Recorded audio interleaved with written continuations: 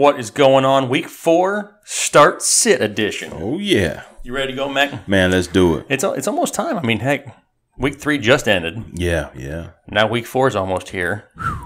I can't wait. I'm already excited again. I'm excited, but I want it to slow down a little bit. Man, it's going so fast. It's going to be over before you know it. Hey, it is. And I can't really get into like fantasy hockey or anything right now. It's just not going to happen. It's going to be tough. I mean, I love baseball. Don't get me wrong. I love baseball. Yeah. I ain't watched a baseball game in 3 weeks. Just too excited. Football is just the pinnacle. Something like that. It is. It's exciting. It is very exciting. That's right. Welcome back, guys. Next episode, Fantasy Headliners. Got our start and sits for the positions this week. Yeah. Some may surprise you. Yeah. Some may not. Some are probably guys that you have in your lineup right now that you need to think about doing a little flippy floppy. Yeah. You need to go watch this show and then go back and watch the waiver wire show. Mm-hmm. And then some of those guys we talked about on the waivers, plug them into these spots if you have anybody here under this sit. Yep. Is that something a good idea? Man, anything we say is a good idea. Lately. I'm telling you. I mean, this is what we do. This is what we do. That's right. Matt, why don't you start things off with quarterback? Let's get right into it. Who is your start quarterback for week 4? Man, I'm going to tell you something. Mr. Thomas Brady. Yeah, I don't think that anybody in America that has Tom Brady should sit Tom Brady. Never. The whatever happened week 1, it's gone. Yeah. That was probably the little fluke, Madden curse, so to speak. That was his version. That was his version. Most people have season-ending injuries. He just had a game. One bad game. You know what I mean? But again, the guy is awesome. I mean, and it's hard for me to say because I'm not a Patriots fan. But in fantasy, you're a Patriots fan. Hey, I'm all about some Thomas Brady, dog. That's and right. I'm gonna tell you something. The way he carved up 5 TDs this past week. A lot. Hey, he went ham. So, and against the hometown, man, the Carolina Panthers, I could see him doing it again. Before the Saints came into town last week, I would have thought this had been a little bit harder matchup, but the Saints just picked him apart. Yeah. Left and right. And if Drew Brees knows how to figure it out, pretty sure Belichick and Brady know what to do. Oh, yeah. It's going to be I don't want to say it's going to be another 5 TD type of game, but he's going to throw it. I'd be bold enough to say he's going to throw at least 3. I think so. That's pretty safe. That's safe for him. Yeah. You know what I mean? But, yeah, Amendola's starting to come back, to be healthy, and they still got Hogan. Oh, Amendola just got hurt. Oh, yeah. Scratch that. But, they got so many weapons, man. I mean, it's just amazing to see how they just reload every doggone year and just stop my Steelers every doggone year. And they do it with people who nobody else want. Yeah. They were like, just take this guy. I don't want him. Yeah. I mean, Johnny at the food court. Hey, come on, play with us. Johnny going to get 150 and 2 touchdowns. Easily. Easy. With a hot dog. It doesn't matter who goes out there. It's like they're going to produce. Yeah, exactly. So, he's my start. I run like an 8.440, and I could run for the Patriots. Hey, dog. Yeah. I'm just saying. Okay. Well, in that case, now that we've sold everybody that Tom Brady's the greatest of all time, again, I'm going to go with start this week of Marcus Mariota. Okay. I think last week against Seattle, everybody kind of saw a glimpse of what we thought the very beginning of the season of Marcus Mariota was going to be.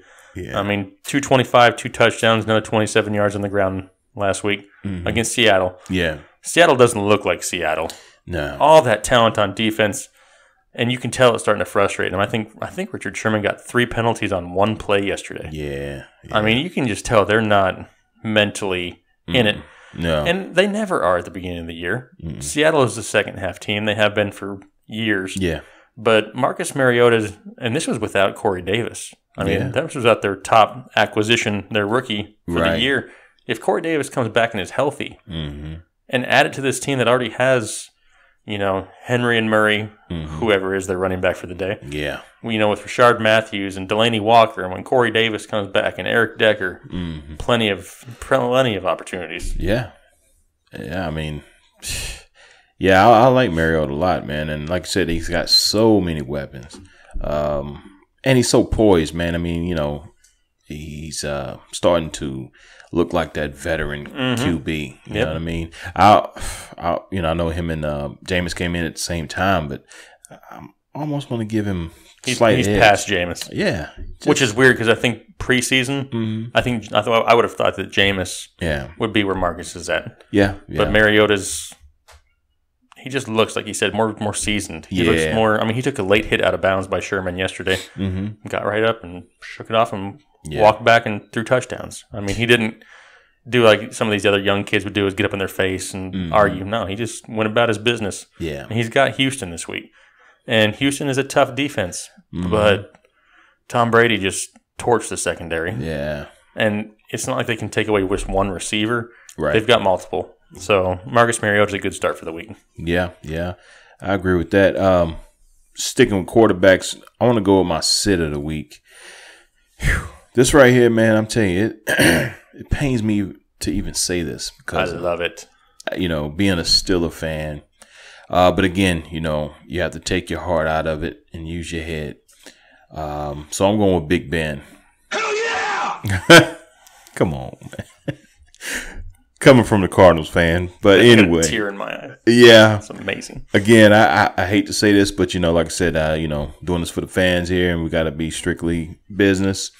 Big Ben, he doesn't look good at all. I don't know if it's more mental where he's like really checked out, because early in the season, even last year, it was talks of him retiring and stuff like that. So I don't know, man. I don't know how much that comes into play. Mentally, if he's already, like I said, checked out, but he doesn't look sharp. He doesn't look like he cares. Yeah. It's like he's out there and he's playing, but he looks like a dad playing football on Thanksgiving with his family. Yeah. It looks like he just ate Thanksgiving. A lot of Thanksgiving. I mean, yeah. It is. It's almost like, it's not even entertaining. And you talk about how awesome this offense could be with Brown and Bell and Bryant. And it's just, Brown's going to get his. Bryant will get his every other week. Yeah. Sprinkle in a little Jesse James. Yeah. That's it. I mean, it's just sprinkle it in. Just a little bit of top salt. You know what I mean? Yeah. It's just not. It's not exciting. And it's very disappointing, like I said, because potentially, to me, they're the only threat to the Patriots overall. Barring injuries, but on paper. But I don't know now. And going against the Ravens this week, that's a tough matchup. It's always tough against the Ravens. It is, and I think the Ravens are going to have a little bit of a chip on their shoulder after getting absolutely torched. Yeah.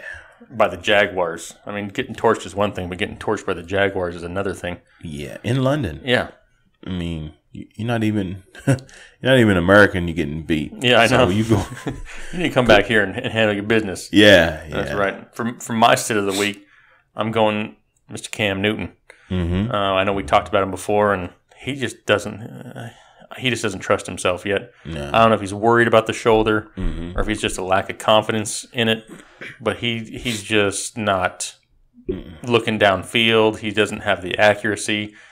I mean, that's great for McCaffrey and Samuel owners because he's dumping a lot of them off. Oh, yeah. But, I mean, he does not look like the Cam Newton of 2 years ago. No. I'm pretty sure he still has the talent. I mean, his post-game wardrobe, still on point. Yeah. Which is ridiculous. Yeah. He had a top hat and something on yesterday. I'm like, dude, you lost bad to the Saints and you're dressed up like, Mary Poppins. Or that cat. What was the cat? Cat in the Hat? Yeah, that's kind of what it looked like. Yeah. He looked like he belonged in, Willy Wonka or something like that. It was horrible. But, I mean, he just doesn't have it now. And he may develop it, but if you have Cam, one of the guys we talked about in the waiver wire show, if Cam is your only quarterback, go look at Jared Goff. Yeah. I'm going to plug him this week. Hey, I repented in the last video. Yes. And said, forgive me. I now have some faith in Jared Goff. So, hey, if he's available and there's nobody else better, right? I'd rather play Goff this week than Cam. Yeah, absolutely, man. Especially in New England. Whew. Yeah. It's going to be a barn burner, but it's all going to be Patriots. And again, Cam, he's going to be relevant to the McCaffrey owners. Like I said, dump off passes all day long. But yeah, you're not going to see a big game from him at all. No. What do you got? What do you got for running back? Running back, I got my man, the human joystick from A&T, Aggie Pride, Tariq Cohen. Okay. Yeah. Okay. I know what people are going to say. Jordan Howard, he had a phenomenal game, and he did. But for me, Tariq, he's carved his own niche in his offense. Fox, I think, knows the special talent that they have with him. So he's not going to take away carries from Jordan, but in the same token, he's going to be used in that offense. He's almost like a high-volume receiver, basically. So to me, he's a flex play every week, especially in PPR leagues. Man, he's phenomenal. And this Thursday, they got the Packers. That's going to be a high-scoring affair. So they're going to Chicago's going to be playing from behind. Mm-hmm. So Cohen will be used heavily. And it kind of leads into the same guy that I have for my start of the week at running back. Similar type of player. I'm going to go to the Browns. Okay. I'm going Duke Johnson. Yeah. Duke Johnson has kind of morphed into one of those more wide receiver than running back positions. I mean, this past week he had 2 carries for 23 yards and a touchdown, 6 receptions for 81 yards. Locked in flex play. I mean, he's getting the majority of his snaps from the slot. Mm-hmm. He'll get runs here and there. But, I mean, this guy is being targeted heavily. Yeah. I mean, this is somebody that has the trust of Deshaun Kaiser. They're coming up against Cincinnati. He's not one of those big outside receivers. So, I mean, he's going to get a lot of looks across the middle. Mm-hmm. And with that running back speed, he's able to bust and break one. Yeah. At any time. So Duke Johnson needs to be in the lineups this week. Yeah. Yes, indeed. My sit of the week, and again, I know it sounds kind of funny with his performance, from this past week, but Mr. Todd Gurley. Yeah, a lot of people high on him. And again, I mean, his first portion of the season, the first few games are phenomenal, but it's going against a lot of defenses that are kind of soft. Cater to giving up a lot of points to opposing running backs. Well, he's going to face a Cowboys team that's, going to be pretty angry, I would imagine. Especially, they hadn't performed that well offensively. Defense has been decent. Sean Lee, I love him as a running back. He's going to be roaming. A linebacker? Yeah. What did I say? Running back? Oh, okay. I've never seen him play running back before. I mean, if he did, I think he could do it. He may be able to. He's big. Probably. They might need to play him if Zeke's out. Exactly. But yeah, hey. Linebacker. Sean Lee, linebacker. He's awesome. Exactly. But yeah, I mean, he covers that middle of the field, man, like nobody's business. And Gurley is just he's starting to go into this stretch where he's got these harder opponents. You got your Houstons coming up. KC I think is on there. It's a lot of defensive fronts that he's not going to perform well with, and I think it starts with the Cowboys. So I would definitely sit Gurley this week. Yeah, and that's going to be a tough one. Yes. For people. And here's the thing is, even if you don't sit him, if you don't have better options, just don't expect 30-some points a game from Gurley. Right. Yeah. I still like Gurley. I think that he's going to be heavily relied upon. Mm-hmm. I just, like you said, I don't know if you can take these first 3 weeks and expect it the whole season. No. They're going to happen here and there, but you just can't get used to it. Some guy on Twitter wanted to crown him the MVP already, and I get it. I mean, he's had a great 3 weeks, absolutely amazing 3 weeks, but slow down a little bit. Yeah, Let's see him do it against some tougher defenses over the next couple of weeks, and then we'll see if we can crown him or not. Exactly. My sit of the week, probably somebody else who's in everybody's lineup. I'm going Marshawn Lynch. Going up against Denver this week. Denver's defense, they're going to be angry. They're going to be looking for payback. I mean, they lost to the Bills. Yeah. Nothing against the Bills. The Bills are actually a lot better than I thought the Bills were going to be this year. Yeah. I remember preseason we all assumed that they were just tanking and giving up, but they came out and they've been doing all right. Not too bad at all. I'm actually surprised to see how the Bills are doing. But Marshawn Lynch struggled against the Redskins. I like Marshawn. He's probably one of my all-time favorite players ever to have watched. I just don't think that he's going to be able to sustain any momentum. I think he's going to have a good game, and it's going to be followed by a few bad games, and then you have a couple good games and then a couple bad. It's just not going to be old Marshawn Lynch anymore. Yeah. And Marshawn Lynch coming off a tough game, going into Denver, I'll pass. Yeah, it's going to be tough. I'll pass. And Washington, you might want to keep an eye out on him because they're going to start splitting carries a lot. It's either going to be him or Jalen Richard. To me, Washington is more explosive, I think. And he catches a lot of passes out of the backfield. But again, like I said, that's a three-headed monster. It's kind of tough to even look at. Wide receivers for me, my start of the week is going to be Mr. AJ Green. Man, this dude is a beast. The squeaky wheel gets the grease. Exactly. He got grease this past weekend. He did. And they're going to. I'm not going to put a picture up for that because that would just be awkward. That would be kind. Yeah. There's kids watching probably. Exactly. Yeah. A few of them probably. But AJ Green, man, he's a beast, man, and he's going against the Browns. So, the Browns secondary is not what I don't want to say not what it used to be. It used to be a little bit better. Joe Hayden, solidified it somewhat. They don't have nobody. Nobody can guard AJ anyway. Nobody can guard AJ, exactly. So, I mean, he could potentially have a 2-touchdown week. You know what I mean? So I would start him confidently. All right. I'm going to go with Stephon Diggs. And I put Stephon Diggs on here because I was guilty of probably something a lot of people were. And after last week's performance with Keenum, kind of faded him a little bit. And I was like, all right, well, his upside is now capped by Keenum. Yeah. And then the dude comes out and goes absolutely crazy for almost 200 yards yesterday or this past weekend. And apparently Case Keenum is going to be okay. Yeah. I mean, heck, he threw for almost 400 yards yesterday. So, I mean, Stephon Diggs, it's apparent that him and Keenum are on somewhat of the same page. So whether it's Keenum or Bradford now, I'm comfortable starting Diggs. Diggs has 4 touchdowns already this year. Had 3 all of last year. Yeah. One of the biggest knocks on Diggs is he didn't score touchdowns. Dude's scoring touchdowns this year. Scoring them now. Yeah. I mean, two touchdown games in 3 weeks. I can dig it. I can dig Diggs all day long. And now he's going up against Detroit. Yeah. They got Darius Slay. He's a tough corner. Yeah. But, I mean, you got Diggs, Thielen, Rudolph. They got options there. Yeah. It's not like it's just Stephon Diggs. Right. And Dalvin Cook apparently can run on whoever he wants to anyway. Yeah. And they're committed to him.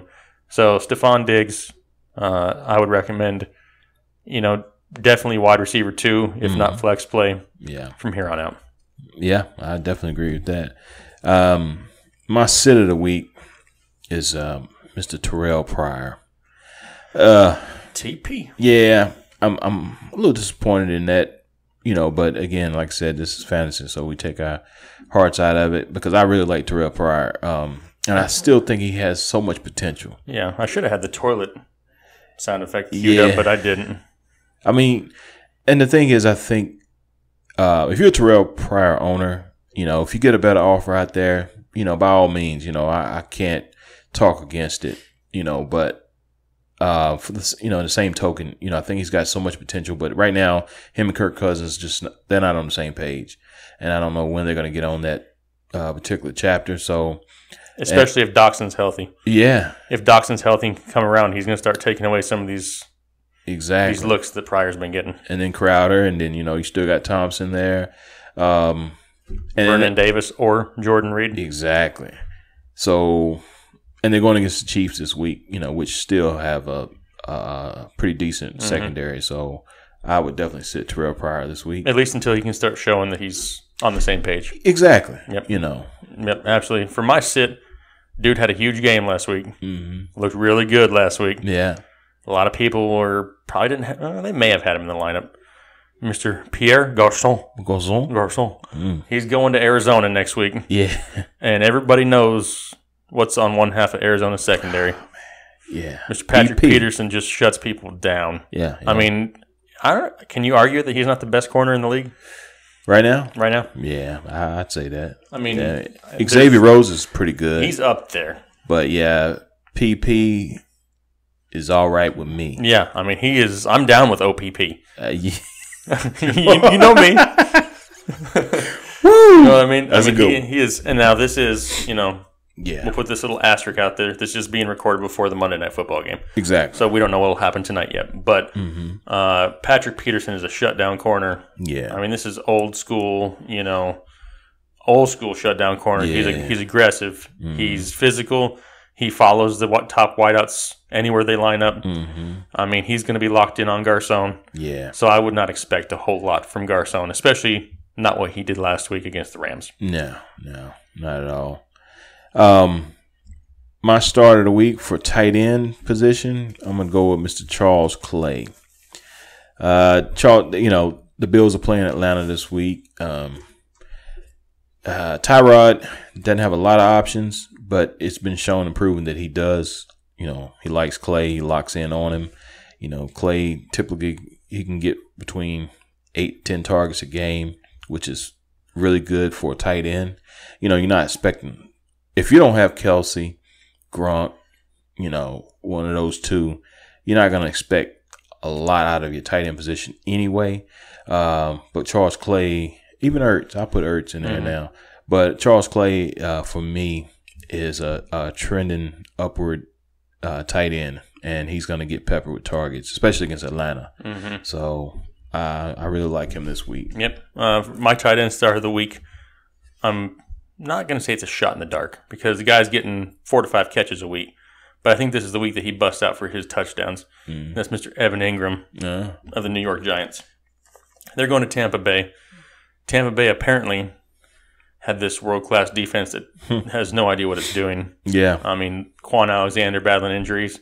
Levante David got hurt yesterday. Man. Gerald McCoy went out for about a quarter yesterday. Yeah. I mean, they're already banged up. Yep. I mean, this is only their second game. They're banged up already. That defense didn't look elite by any means. No. Maybe the second half of the Giants yesterday, they figured it out. They started to put together a lot of, good drives. Odell looking like the same Odell. Yeah. That's going to open up for Ingram. Yeah, I mean, absolutely. Ingram has been getting 4 to 5 catches a week without a healthy Odell and without Brandon Marshall catching anything. Shepard. I mean, so it's going to start. Somebody's going to be open. Yeah. I'm going to say this week, Evan Ingram's turn because people are going to start paying more attention to the 3 receivers. Yeah, I like it. For my sit of the week at the tight end position is Mr. Eric Ebron.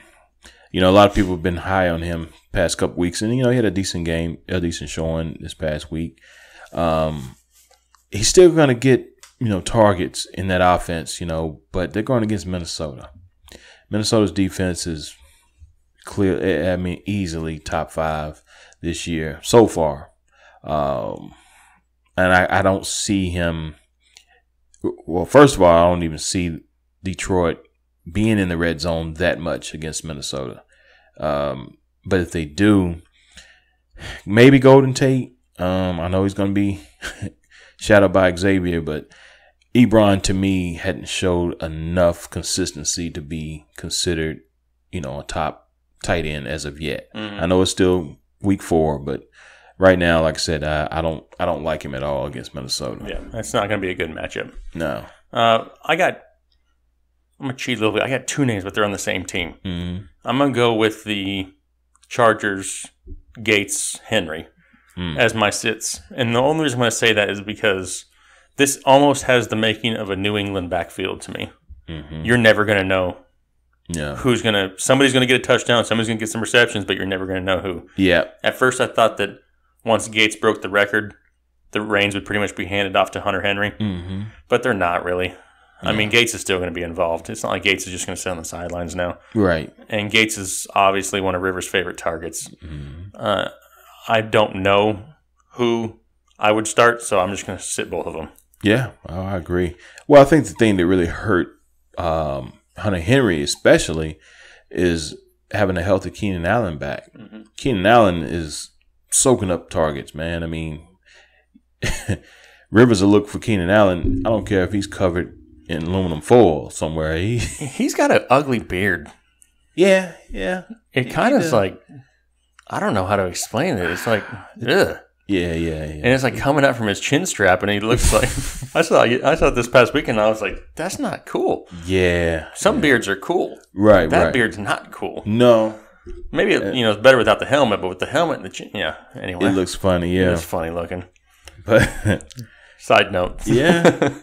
Yeah, man, but to me I think that's the real reason why, Hunter Henry's not getting the targets like he did last year. And again, I agree with you, man. It's just so muddled. I mean, you don't know from, if you don't have Keenan Allen, that offense, or Melvin Gordon, it's hard to choose who you're going to play. And now if Melvin's out and you bring Brandon Oliver into the mix, who can catch passes out of the backfield, there's more targets that are going to be taken away from Hunter Henry and Gates. So, I'd stay away. Just stay away. Yeah. There's better options, especially when they're going to Philly. Philly's defense, pretty solid. Yeah. So those are our start sits for the week. That's week 4. If you guys got any questions between now and Sunday, obviously hit us up. Find us on Twitter, Facebook. You can email us. Check out our website here. Our rankings will be up here later in the week, probably by about Wednesday or so. Yeah. Wednesday, Thursday, we'll have our weekly rankings up, our official Fantasy Pros rankings. They'll be on our website. We'll make sure we put all that stuff on Twitter and everywhere for them to see it. Just make sure you get with us if you need us. We're here for you, here to help out. Make sure you hit that like button. Yes. Hit the like button. Support your boys here. Yeah. Right now. I'll give you a second right here. Yep. Okay, thank you. And then we'll be good to go. Subscribe. We're here all season long for you. That's it. You guys have a good rest of your week, and we'll catch you later. Peace.